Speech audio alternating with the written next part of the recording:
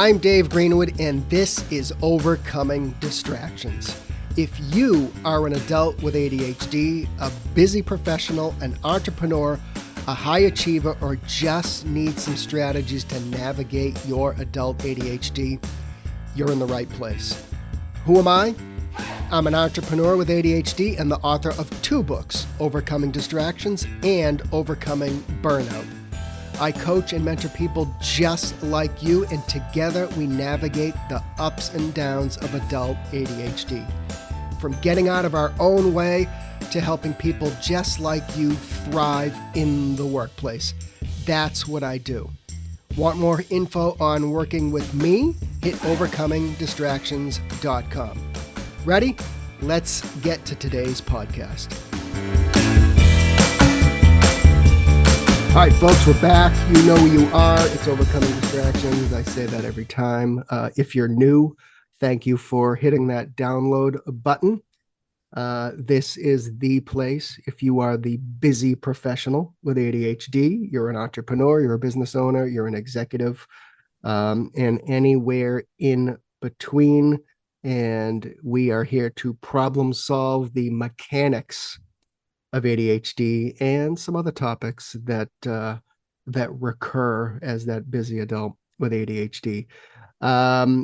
If you love the program, you have gotten some benefit from listening to us, and you want to buy me a coffee, because I will tell people that I don't even speak to my family in the morning until I have coffee. So I basically live on coffee, and it takes a lot of coffee to get this thing done. The address to buy me a coffee is buymeacoffee.com/overcomingd. buymeacoffee.com/overcomingd. Buy me 1 coffee, buy me 5, whatever you feel like doing. It's totally up to you if you have gained some value out of this. The next piece of housekeeping, if you are a person that I just described and you feel like you need to work one-on-one with somebody to solve some challenges in your professional life, or your home life, or the way they interact with each other, you can just go to my website, overcomingdistractions.com. Right on the homepage, there's a big red button. Click that, book a 15-minute Zoom chat with me, see if we are a good fit, and I would be honored to help you solve some problems and help you be a more fulfilled and thrive with your adult ADHD, whether it's that demanding career or what have you. So, all right, cool. That's it.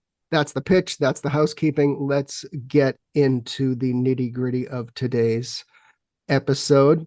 And we're going to chat a little bit about happiness, because that's a big topic, right?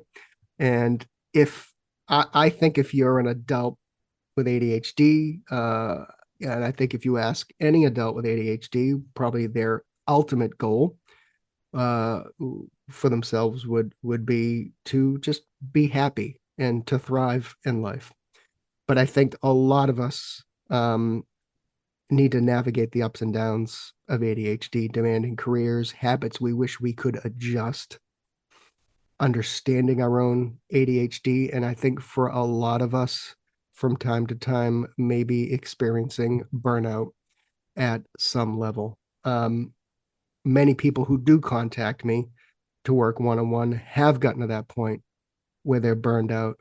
They're just not happy, and we need to discuss how we can make some changes in our life. And there is an endless list of reasons why we might feel burned out, and we'll talk about that in a moment. But I also know one thing is clear, is that there's no like template for digging ourselves out of burnout, and all our experiences are different, whether it's just major stress or it's that chronic stress, which is burnout. So, but I think our goal, quite frankly, as an adult with ADHD, is just to be happy and thrive and be fulfilled. So maybe you're not burned out, but you feel like you could be more fulfilled and thrive. So that is what we're going to talk about. Wherever you are in your ADHD journey, we're going to chat about those strategies. So we have Cat Duvall, founder of Nine Lives Yoga and the Morning Ritual Club. I'm a big fan of morning rituals, so maybe we'll chat about that. She's guided Right. uh, thousands of clients in 11 countries through your four pillars of happiness. That's something we're really going to focus on in a couple minutes. Um, she helps people who are burned out and kind of transform that into balanced, joyful living. And she herself went through burnout, I believe. So we're going to chat about that in a second. But welcome, Kat. Thanks so much, David. Pleasure to Yeah, be here. yeah. Um, let's just rip the band-aid off, as they say over here in the States. Maybe they say that in the UK as well. Yeah, rip the Let's, plaster off. that's right. Let's just get right to it. Talk to us, because I think, when I wrote Overcoming Burnout, I did it in a way where I interviewed many people who were burned out. And I did that because I want people to don't feel like they're alone, and and they can relate to a story of other people. I think a lot of people like, why am I like this? Or, they see other people living happy lives and walking down the street with their coffee and everything Mm. else. And it's a lonely kind of experience to burnout. So could you just share with us your experience with burnout? Yeah, sure, David. And that comparisonitis, I think, is a big glitch in our neurobiology. It can really come in the way of us improving. The thing in my personal experience of burnout is that I have been a solopreneur working in wellness. And the sort of irony of that is that you're running around doing 10 million things. And Yeah, then when you're getting in front of your clients, you're being the queen of serenity, which in some ways is a great way to manifest that feeling. But in others, you start to feel you start to have the imposter syndrome of, hang on a minute, I'm preaching this idea of wellness, but I feel really strung out myself. And I think many solopreneurs experience this where you have high standards for yourself. You want to be your best. Being an ADHD-preneur, also, you have a million ideas. And so there's loads of creative projects, on the go and lots of irons in the fire. And you want to progress all of them, that you sort of have superhero expectations of yourself. yeah, And in some ways, we can realize those superhero expectations. sure. In my case, I did not realize that I had ADHD for some years. And so when I experienced burnout, it was because I was holding these high standards for myself and pushing harder and actually pushing myself through, as many do, the first 6 stages of the 12 stages of burnout. And Yeah, so, I was well into being burnt out before I even realized. And I've always been full of drive and motivation and inspiration. And, when you're a solopreneur, you also need to be the visionary. You need to be the one that attracts people to your vision and your mission.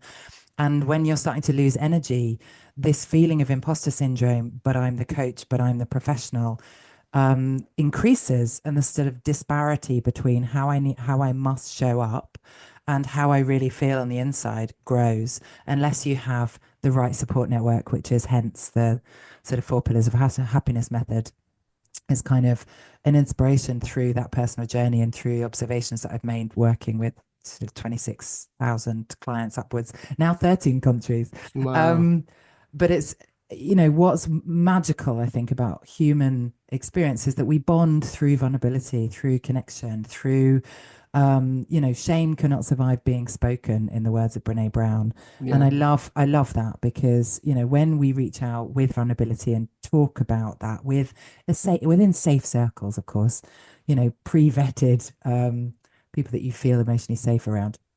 And so that's what I did. And I got to the point where my motivation was so low. I regularly wondered why I was waking up in the morning. What am I here for? And I got to the point where I was feeling really low for a prolonged period of time.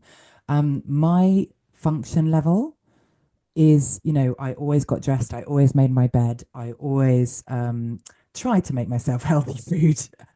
Probably Yeah. indulged in the planet of ice cream after 8 p.m. a little bit too often, but Not that I uh, would know anything about that. no, of course not. Of course not. Um, so, you know, it's it's really important that we are compassionate towards ourselves, and I think that is where I arrived. You know, I thought I can go down this route of being my own worst inner parent, you know, the toxic inner parenting Yeah. that we do when we're berating ourselves. And if we do sort of 9 things out of 10, we're drilling down on why we didn't do the 10th thing. Yeah. Um, Yeah. and actually step aside from that and treat ourselves as if we were our own friend, as if we were born and put in charge. Like this spirit, this soul inside me was put in charge of this human. It's my job to look after this human. That's Right. my main job. No, and I um think we do we don't do enough, and we've done some episodes on this, and I have um one coming up with Tara Cousino. She wrote The Kindness Cure, and her new book is Perfectionism, but they kind of go like hand in hand. But we do we beat ourselves up. We're like, why am I like this? And it's, we don't give ourselves enough kindness. Yeah, absolutely. And I Yeah. think, you know, that experience is because we've internalized, you know, the research says that we've received 20,000 critical remarks by the age of 12 than a neurotypical child. And so those years are the formative years of where we're forging our sense of self. And so we sort of internalize, we have a tendency, I should say, because we can change our neurobiology in terms of utilizing neuroplasticity, which is very exciting. I love all that. Yeah. And Yeah. sort of embodied cognition, you know, the sort of science of fake it till you make it. It's that idea that we can step into a new version of ourselves. We can unpeel what limits us and expand into what's going to help us grow, but not with a berating voice. Right. You know, that's not what it's the cheerleading voice that actually gets us there. You Yeah, know, or just yeah, again, and I know we're going to get into the your four pillars of happiness, but were there other things? Because I know mindset is a lot, and I believe when people are burned out, whether it's career, or whether you're a caregiver and you've got some other responsibilities, I'm a big believer in there are many things you must take control over. I mean, there's obviously some things in life we don't control, but I think if we take a hard look at certain things, there's even little things we can control. mm, But mechanically speaking, I'll use it that way. What were some of the things you did to recover from feeling burned out? that's such a great question, David. And I think what's important to note is that everybody's journey is individual to them, and there are some really common themes that can be relevant for everybody. The interpretation of these is relevant in the way that meets where you're at doing what you're doing, you know. So my personal I tried pretty much everything. Yeah. So I actually one of the major turning points for me was cultivating my morning ritual. Mm. Mornings were not a happy time. My cortisol spike, you know, as you may know, a cortisol spike is the reason that we wake up. And so the cortisol being in our blood, we're prone to remembering all the other times that cortisol was in our blood, generally when we're stressed. And so can spiral into negative thoughts. That very much was happening to me. Um, and, you know, the way to sort of overcome that was okay, I need to program positive thoughts into my brain here, but I also need to get real and process what these thoughts are that are in my head. Yeah. So I began journaling, and I began journaling with a sort of self coaching nuance. Like, how can I journal in a way that is helpful?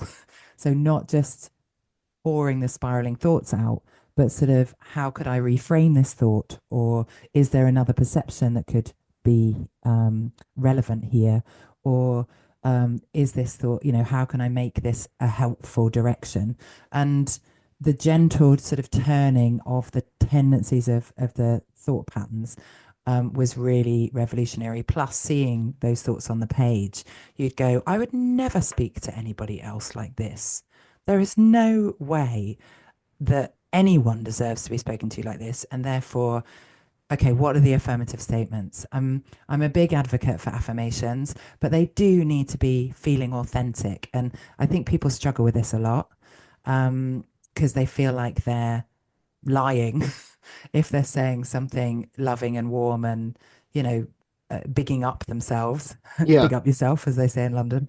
Um, but Well, it it's, also, I think some people like, oh, that it's cheesy. It's just like, it's kind of like yes, they're uncomfortable, there's you a know. cringe factor, isn't there? Yeah, There's a a cringe little bit factor for to some like, people. Yeah. Yeah. yeah, that's it. And that's because we're not there yet. Like it's an Mm, aspirational thought and feeling.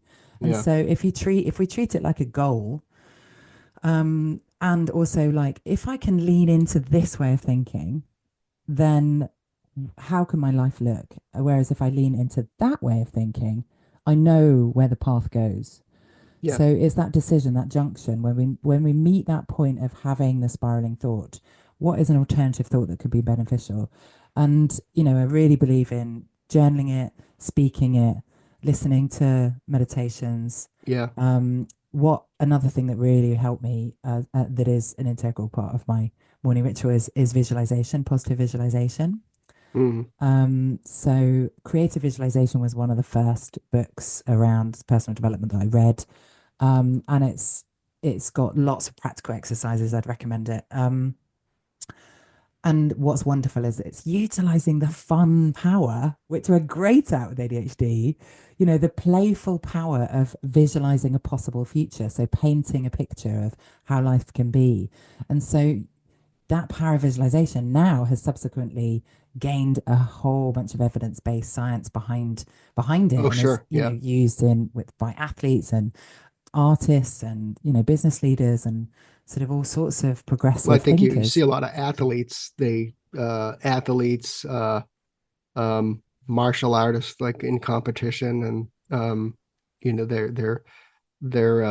that's one of their big techniques is the visualization. They spend a lot of time Absolutely. on it. Golfers, yeah, yeah, Absolutely. And yeah, so, if the golfer is visualizing,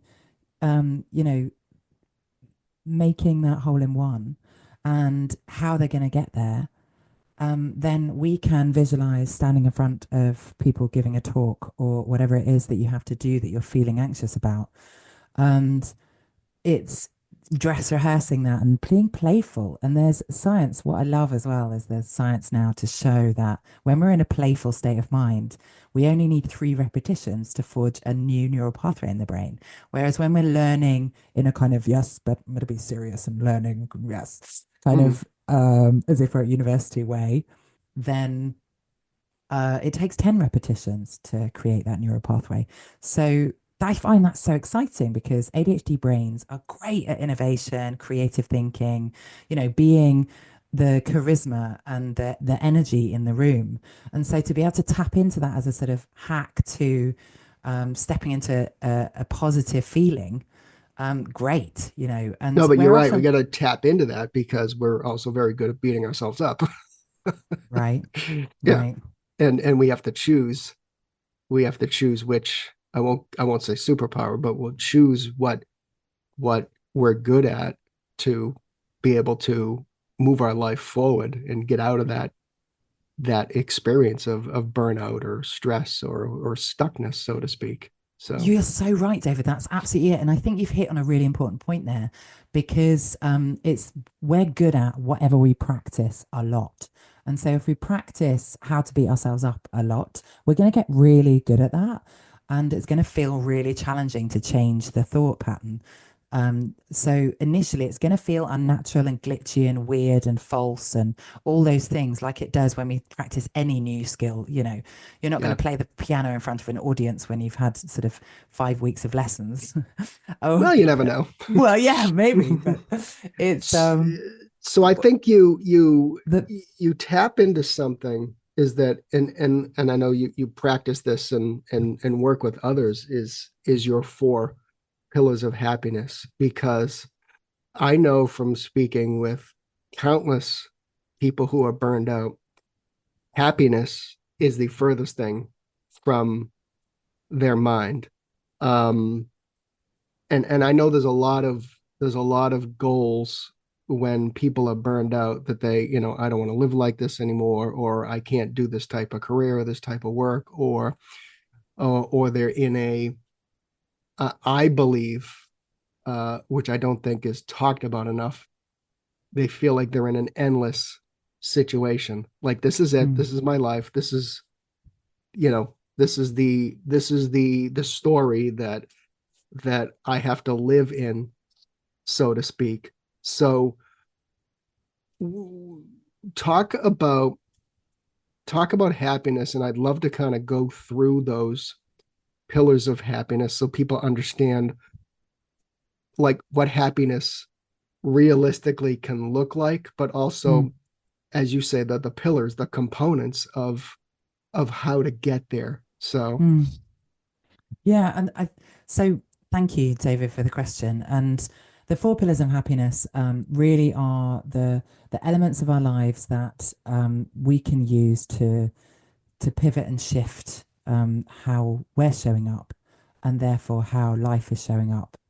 Um, it's about changing the narrative from life is happening to me to life is happening for me. You know, yeah, what if there is a positive intent? What if the reason that I'm feeling depressed at this point is because there's a mismatch in my environment and what is in me to give to this world?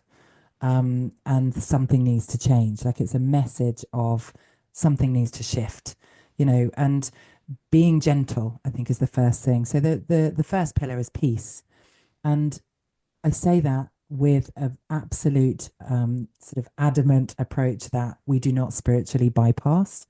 It is not about sort of happy skippy doo dah, rainbows and bunny rabbits. It's about being real about what am I present with right now? Like, yeah, what do I feel in my body? How is my breath? How is my sleep? How are my relationships? Like, checking in on what's going on and just being present with that, even if it's uncomfortable. Mindfulness practices can be wonderful, but they can also be quite confronting, especially if somebody's in a depressive state. So, hence, doing meditative practices that help with visualization, that help with rehearsing more inspirational states, that are rehearsing affirmations or providing another direction for your mind. And so, mantra meditation could be really good too. So, my roots are in yoga and meditation, and so I do advocate for that. But I very much also advocate for whatever meditative practice works for you. That could be running, it could be climbing, it could be handstands. Who knows? So well, it's right, because it's my friend Chris Burlow wrote a book a few years ago, and he's a seventh degree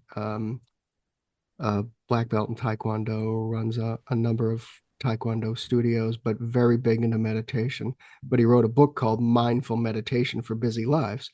And mm, that is it. It's, as you mentioned, where can you find your peace? Is it your traditional meditation? Is it gardening? Is it, walking meditation? Is it, it's up to the person yeah. to Is it to going find that dancing? that peace wherever they are. Yeah. Absolutely. It's about what gives you joy and what gets you back into your body and brings you into the present moment. So I believe peace to have sort of three main themes or sort of areas of exploration. And the first is presence, and the second is practice, and the third is gratitude. And gratitude is all the rage these days, right? Everyone's talking about gratitude and their gratitude diaries, and you can do that in so many ways. And I mean, on we're recording this, I don't know, shall I date it or not? Yeah, go ahead. This is evergreen. Yeah. So we are currently the love day of Valentine's Day. And Yes, so, that's right. so I've been thinking about, oh, how can I show my appreciation for the people that I love in my life? Sending them a message about what you appreciate about them. And I think reaching a state of a sort of positive equilibrium comes from offering what you need a lot of the time. to calling up your best friend to say, hey, how are you? How are you doing? Um, it puts us in a much better place than calling up the best friend and going, oh God, I need to receive all of the energy here. Yeah. Even if it's just a really simple question, how was your day? Because it puts us into a place where we're connecting, we're reaching out to connect rather than reaching out to take. And what naturally happens when we do that is the desire to give. When we reach out to connect, there's a desire to reciprocate and give. And then we're naturally creating this cycle, and that's what gratitude does. When we're connecting with ourselves, with our bodies, with the people that we love, with our pets, it can be really simple with a tree outside, with the ground, taking your shoes off. Thank you so much. This grass feels so good in between my toes. It can Yeah. be really simple. But getting into the habit of doing that and practicing, giving yourself a break. You're not going to be amazing straight off the bat. That was my point about the piano. It's like, it's okay, actually. No one is amazing off the bat. And anyone that's good at any skill has felt like a fool more times than they care to admit before they got good at it. And so Right. give yourself Yeah. that, Yeah. cut yourself some slack And you also say with the the happiness. next is the next pillar power as you, Yeah, yeah. power. Mm, And that's about getting in your body, mm, embodiment. It's about the energy that you bring into the room, which is a lot about the deciding what that's going to be. And it's about your network, your community. Um, so, where we derive our power comes from how we hold ourselves, from how in the body we feel, how integrated we feel, and who we surround ourselves with, right? And so in the sort of in my the four pillars of happiness, we explore. I love this rule of thirds when we look at um, the relationship side of things. That we feel fulfilled when we have appropriate mentors, that we have mates that we feel on the level with, that we can share with and be vulnerable with, but also that can inspire us in things. And when we have mentees, when we have this can be the younger family members, or it can be younger colleagues, it can be people, it can be clients, um, people that we're sharing the our experience with right. in a Yeah. positive way. Yeah. And that there are often gaps. Like if you're feeling a void, there's often a major gap in one of those thirds, and it's about, right, okay, so if I want to get better at a skill or a certain way of being, who is out there that can be my mentor? That they don't need to be a perfect human, because of course no one is. No one's a guru. No, But I but mean, they just need to be 10 steps ahead of that thing that you're right. And I interested think in. when I work with people, I keep it real one-on-one, because we all have challenges in our lives. Um, I mean, it's it's their time to work on themselves with me as a mentor, so to speak. Um, Mm, but I think it's important to keep it real. I've been an entrepreneur like you for many years. I've had to navigate the ups and downs of ADHD and getting things done, and the ups and downs mm, of business and everything else. Life challenges and mm, all that stuff. So it's important for that person to understand that, you know, those that they work with, as you mentioned, as like a mentor, or or somebody's working with a traditional ADHD coach, that they're not sitting high on top of this mountain, that they've been in the trenches just like you, and maybe they yeah. continue to be in the trenches. I think we all go in and out. We all go to the top of the mountain and then we go back down, onto the savannah, and then sometimes we're dropping right down Mm, into the trenches again. And it's in that experience, like it's in that shared experience, that we get to be distilling our learned wisdom experience of life. yeah, And the most rewarding part of going through that is then being able to help support somebody else out of there. right, So it's an honor, really. So right. yeah, I really hear you, and I totally echo that sentiment. Being I know real. your next pillar is purpose, and I don't think people, um as burnout is complex. I try to make that perfectly clear. Sometimes I jump on LinkedIn and people are giving these really simple anecdotes for recovering from burnout, and I'm the kind of the I'm not the bad guy, but I'm the guy that kind of gives the voice a reason. I'm like, there's a million reasons why somebody might be burned out, but one of them is purpose. You might be in a career where you just have a lack of purpose, correct? Absolutely. So how do we make that the third pillar? Well, it's really, I mean, in the words of Margaret Mead, that never doubt that a small committed group of citizens can change the world because indeed it's the only thing that ever has.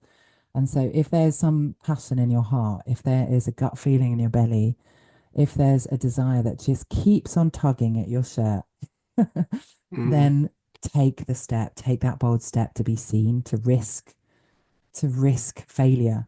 In order to have that voice be spoken, your voice. You are the only version of this experience, this only you that will ever be in all of space and time, you know. So the way that you distill your message, whether that's through a piece of art or cooking or through, sharing your message in um any way at all, making music, whatever it is, then even in a small, tiny way, make that step.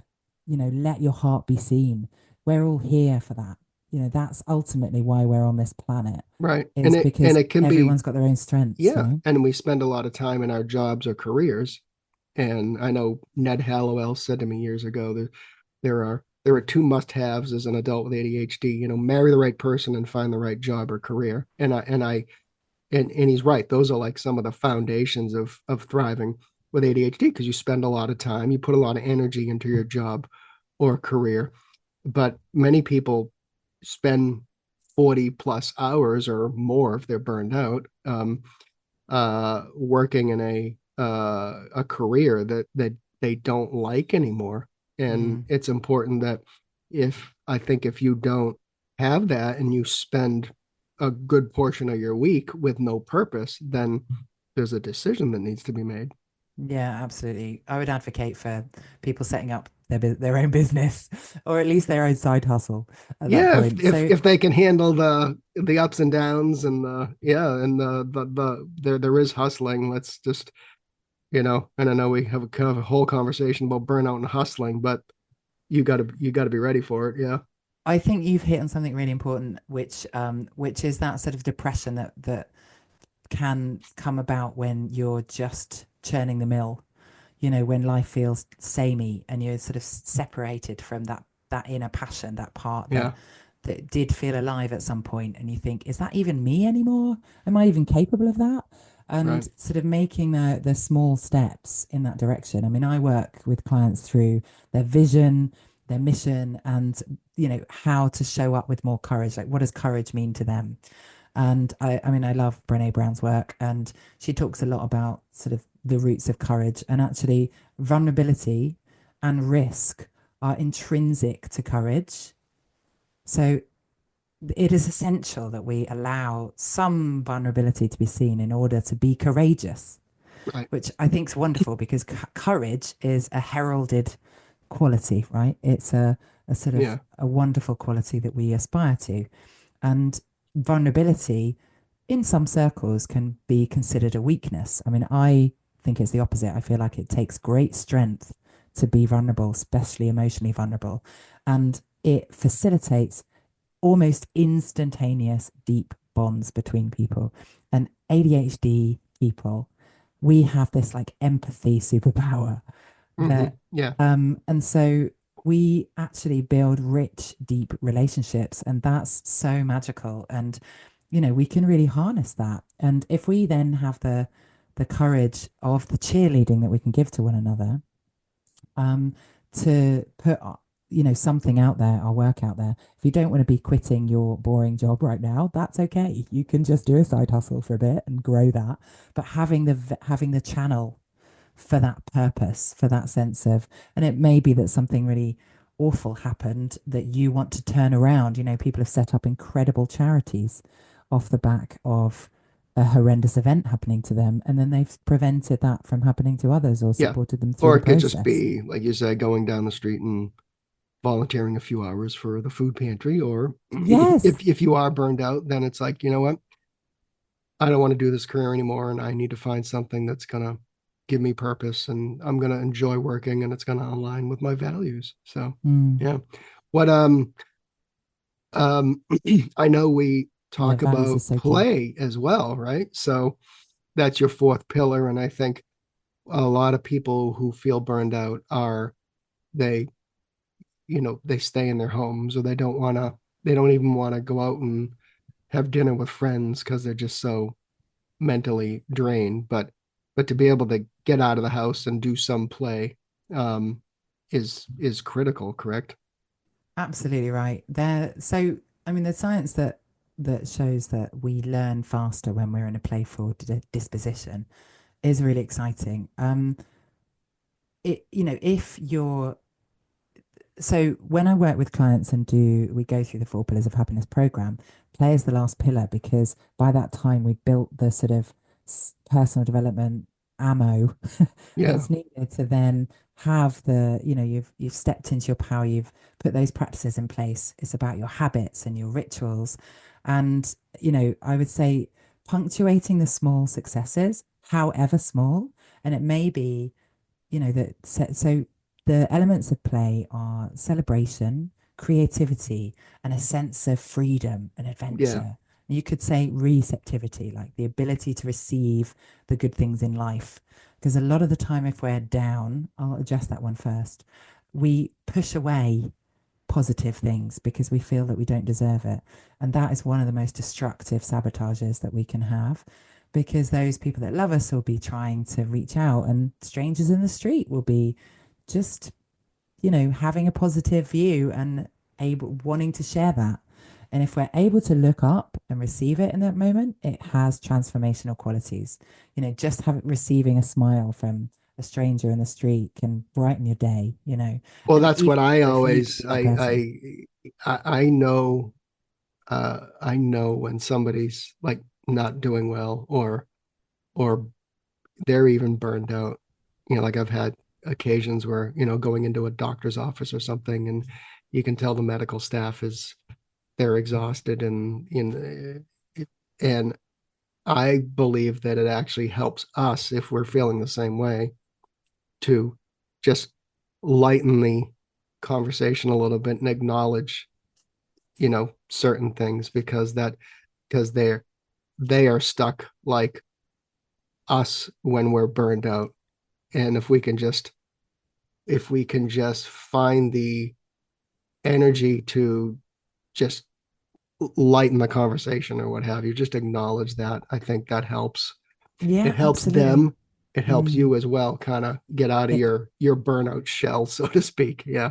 yeah, so Yeah. we get serotonin. We get a serotonin burst when if we compliment a stranger in the street, the giver of the compliment gets a serotonin boost. The Sure. Yeah. receiver of the compliment gets a serotonin boost. But not only that, the observer of the compliment gets Yeah. a serotonin boost. So we're so much, tribal beings that it's so wonderful. This ripple effect can spiral upwards. And you know, it's about taking those small steps. So celebrating the wins, even if it's I've made my bed, um, and celebrating the wins all the way along, because we're not designed to do that. We're designed to go, okay, what's the next problem that I need to solve? We're great problem solvers, but sort of naturally, we're actually really awful at not acknowledging our wins. So Yeah. choosing to take in the good, in the words of Rick Hansen, one of my favorite neuroscientists, um, we have to choose to take in the good, to absorb the good. And sort of taking 30 seconds to go, that feels so good to have achieved that, and just allow your body to receive that, because what you're doing is you're reprogramming your brain in that moment. You're allowing the positive in, and the more you stack those little tiny positives, the higher you can build the happiness. Yeah. Um, Creativity, that's such a big one, something that comes so naturally to us. um, it's like getting into an environment where it inspires you. If you're low energy, that could be going to see a show. I love circus. I love acrobatics. I think it's incredible. Um, So I would love to go and see Cirque du Soleil, for instance. Yeah. I mean, Right. if I'm, or a local or a local circus show, and but getting you, it could be a music gig, it could be some poetry, whatever you love, to just trigger that creativity within you, so you can come away being inspired. We don't always have to dig deep within ourselves. We're living in this amazing world where we have access to so many experiences that can. And external forms of play, so to speak. Yeah. Yeah. So if your energy is low and you don't feel like you can create that within yourself, you can totally go and be amongst it. And there are lots of free access to that as Right. well, Yeah. if money's an issue. So yeah. Cool. I think Um, that is a great kind of, as you say, pillars or foundation of happiness that you have put together. I think they make a lot of sense. So, Thanks, David. so thank you for stopping by My pleasure, my pleasure. and chatting. I've actually I can actually offer your audience, if you are wanting to sort of practice visualization, I've got a visualization that you could download for free if you like. Do you want me to tell them Yeah, do you about want it? to go ahead and then we can, as us podcasters say, put the link in the show notes. So, Amazing, yeah, amazing. So if you go to yes.catduval, CATDUVAL.co.uk, darling, because British, of course, that's right. um, Hmm. then you will access my future you visualization. And it's about dress rehearsing the future that you want to create. It's about spending a bit of time just still and breathing, and a bit of positive affirmation in there as well. So yeah, Cool. little freebie gift. Awesome. And they can get obviously to your website there as well, correct? Yes, All right, absolutely. cool. We're going to have that in the show notes as us, as we say. So awesome. This is a topic that we talk about a lot, burnout, how to recover from burnout, how to navigate it. As I say, there's always more than one way to get where you need to be to free yourself from Absolutely. burnout. So, I've got and a this is blog. I've got a blog about the 12 stages of burnout, because I know I mentioned it, but I didn't actually specify what they are. And so if any of mm, the listeners are interested in what those are, then if you go to catduval.co.uk/blog, there is one specifically around what the 12 stages of burnout are, and some action perfect. points. If you identify with any of those stages, there's practical exercises that you can do. That's great. I know this audience always craves information and advice. So, so we'll have that out there as well. So awesome. Again, thanks for coming on Thanks, David. and come back anytime. Yeah, really appreciate this. Great to talk to you. Really lovely conversation. Thanks so much.